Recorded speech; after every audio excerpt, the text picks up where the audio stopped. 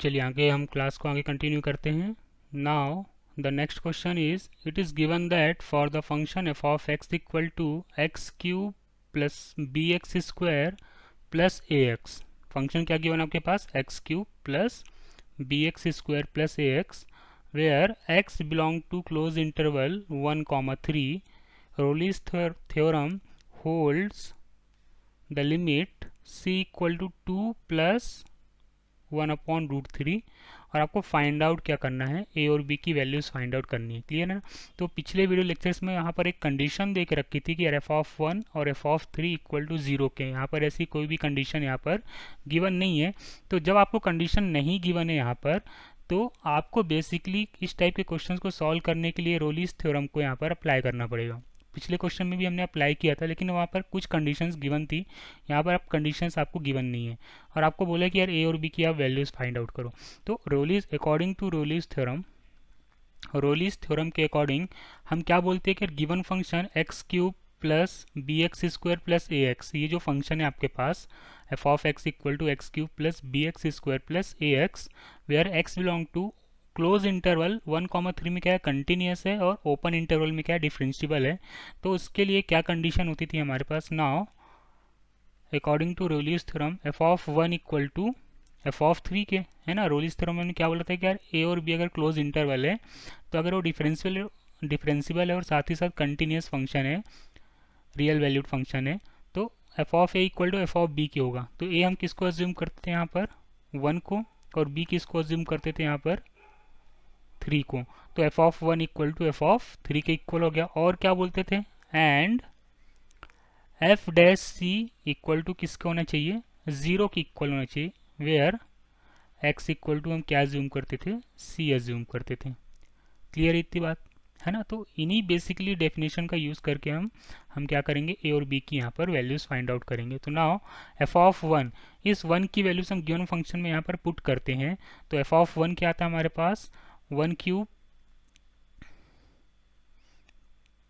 Plus b plus a x मतलब ए equal to f of 3. वापस से हम 3 को यहाँ पर पुटअप करते, क्या आएगा हमारे पास, 3 cube plus 3 into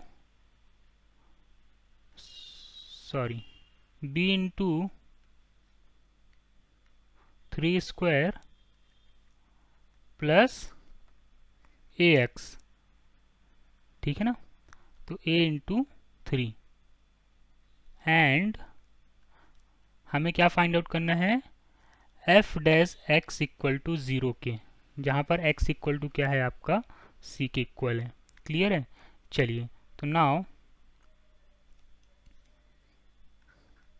1 cube plus b plus a, ये आपका कितना आ गया, a plus b plus 1 equal to 3 का cube 27 plus 9b plus 3a, and f dash x equal to 0. तो एफ ऑफ एक्स कितना था आपके पास, now f of x equal to x cube plus b x square plus a x. तो now f dash x, ये इसी को हमने सी बोल लिया, कितना आ गया, 3x square plus 2bx plus a, 2bx plus a. Clear है. इतनी बात आई समझ में सबको, क्लियर इतनी बात. चलिए अब हम क्या करते हैं, ये जो पूरी इक्वेशंस लिखी हुई है, इस पूरी इक्वेशंस को हम सिंप्लीफाई करते हैं. तो नाउ फर्दर सिंप्लीफिकेशन कितना आ गया, now the after simplification we have to find that a plus 4b plus 13 equal to 0, है ना. इस पूरी इक्वेशंस को आप जब सिंप्लीफाई करेंगे तो a plus 4b plus 13 equal to 0 को आएगा. And f dash c equal to, अब एफ डैश सी क्या आ जाएगा आपके पास, now f dash c x की प्लेस पर हम क्या पुटअप कर देंगे, यहाँ पर सी पुटअप कर देंगे. तो now 3 into C square plus 2b into C plus a. Clear है। अब सी की वैल्यूज क्या गिवन है आपके पास, now see equal to 2 plus 1/√3। ठीक है, तो नाउ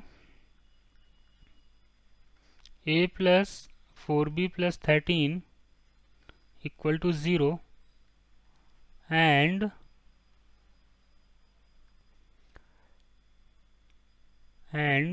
एफ डैश सी की वैल्यूज क्या है यहाँ पर, now f dash c equal to 0, तो एफ डैश सी की प्लेस पे हम क्या पुट कर देंगे यहाँ पर 0। क्लियर है। चलिए, तो नाउ 3c², तो 3 इंटू सी स्क्वायर, सी कितना था आपके पास 2 प्लस 1/√3 का whole square, plus 2b into c, c कितना था आपके पास, सी आपके पास था 2 प्लस 1/√3 का whole square, plus a equal to किसके आ गया, ये 0 के इक्वल आ गया। क्लियर है। चलिए, तो नाउ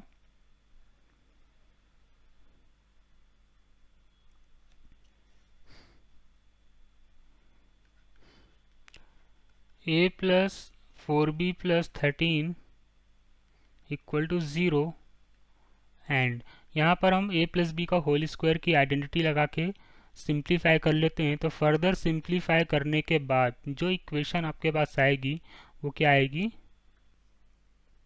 वो इक्वेशन निकल के आएगी a plus 4b plus 13 plus 2/√3 plus b plus c equal to 0। इस पूरी इक्वेशन को आप a प्लस बी के होल स्क्वायर से आप क्या कर लीजिए, सिंप्लीफाई कर लीजिए। क्लियर है। अब देखिए यहाँ पर क्या a प्लस 4b प्लस 13 है, तो a प्लस 4b प्लस 13 की वैल्यूज कितनी, 0 है। क्लियर है। तो इक्वेशन तो a plus 4b plus 13 equal to 0 and अब हम क्या करेंगे, यहाँ पर ये वैल्यूज हम पुटअप कर देंगे। क्लियर है। ये तो पूरा 0 के इक्वल हो गया। क्लियर है। तो b प्लस 6 इक्वल टू किसके आ गया, b प्लस 6 इक्वल टू 0, तो b की वैल्यूज क्या आ गई आपके पास, नाउ b इक्वल टू आ गया -6। क्लियर है। आपने b की वैल्यूज यहाँ से फाइंड आउट कर ली। अब इस b की वैल्यूज को आप क्या करेंगे, इस इक्वेशन में यहाँ पर पुटअप कर देंगे a plus 4b plus 13 equal to 0 में। क्लियर है। तो a की वैल्यूज क्या निकल के आ जाएगी, आप यहाँ पर 6 पुटअप करेंगे तो a की वैल्यूज कितनी आ जाएगी, 6 इंटू 4 -24 प्लस 13, तो ये आपके पास निकल के आ गया 11। तो a की वैल्यूज कितनी आ गई आपके पास, 11 आ गई। तो आपसे बेसिकली पूछा क्या था यहाँ पर कि यार आप a और b की वैल्यूज फाइंड आउट करिए, और c लिमिट्स होल्ड कर रहा था 2 प्लस 1/√3। क्लियर है। तो इस टाइप के क्वेश्चंस बेसिकली हम a और b की वैल्यूज कैसे फाइंड आउट करते हैं, आई थिंक सबको बहुत ही अच्छे से क्लियर हो गया होगा। और पिछले वीडियो लेक्चर्स में हमने इस टाइप के क्वेश्चंस को डिस्कशन किया हुआ है। क्लियर है। ये क्वेश्चंस बेसिकली जेई मेंस और एनडीए में इस टाइप के क्वेश्चंस पूछे जाते हैं कि यार रोलिस थ्योरम को अगर कोई भी फंक्शन सेटिस्फाई कर रहा है तो आपको कांस्टेंट ए बी या अदर कांस्टेंट जो भी आपके फंक्शंस में अवेलेबल होंगे उसके अकॉर्डिंग आपको क्वेश्चंस की वैल्यूज़ फाइंड आउट करने के लिए पूछ ली जाएगी कि यार कांस्टेंट की वैल्यूज़ क्या थी आपकी। क्लियर इतनी बात। चलिए।